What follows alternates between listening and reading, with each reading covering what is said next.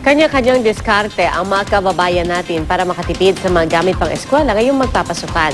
May mga bumibili ng segunda manong sapatos sa ukay-ukay at meron namang sa bangketa at surplus store namimili ng school supplies. Balita ka din isa sa Apolinario. Dahil bagsak presyo, mabenta ang ilang gamit pang eskwela sa mga bangketa tulad dito sa Commonwealth Avenue sa Tandansora, Quezon City. May mga brand new at meron din namang segunda mano. Si Aling Isa dito na bumili ng sapatos para sa anak.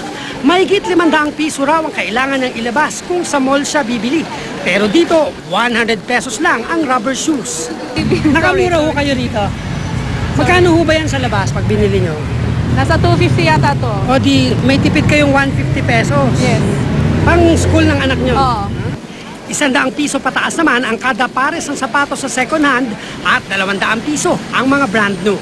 Naglalaro rin sa 100 piso pataas ang presyo ng mga bag. Kaya lang na kuha ng bili ng tao. Eh kung sa ibang matataas eh. Hindi na kaya, lalo na yung mga may... Kaya ng budget ng mga bumibili. Oo, yung mga mahihirap. Sa bangketa naman sa Batasan, patok din ang mga tinitindang bag, sapatos at iba pang gamit pang eskwela. Kalahati rin ang ibinaba ng presyo ng mga gamit dito kumpara sa mga mall. Pero tiyagaan sa pagpili ng dekalidad at matibay na gamit. Kung naghahanap man kayo ng imported na gamit pero bagsak presyo rin, may surplus store sa Kalayaan Avenue at Matino Street sa Quezon City rin. Made in Australia ang mga gamit dito at mga brand new. Gaya ng bag na may kasamang baunan at water jug na 300 pesos ang bentahan. Ang bag na ito na may higit 1,000 pesos daw sa mall, dito 400 pesos lang. Kung hanap naman ay gadget, 5,000 pesos lang ang bentahan sa tablet. Talagang maganda po siya, malambot. Tsaka kahit pumabigat yung laman ng bag, parang hindi po siya masakit sa mga imported po talaga galing Australia.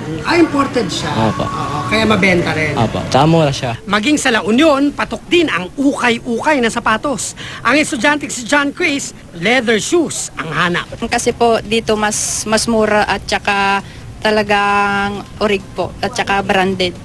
Mas mura po, makatipid ako. Almost 50% po ang matitipid ko sa at saka konti lang kasi ang aking budget kaya dito ako bumibili. Cesar Apolinario, GMA News.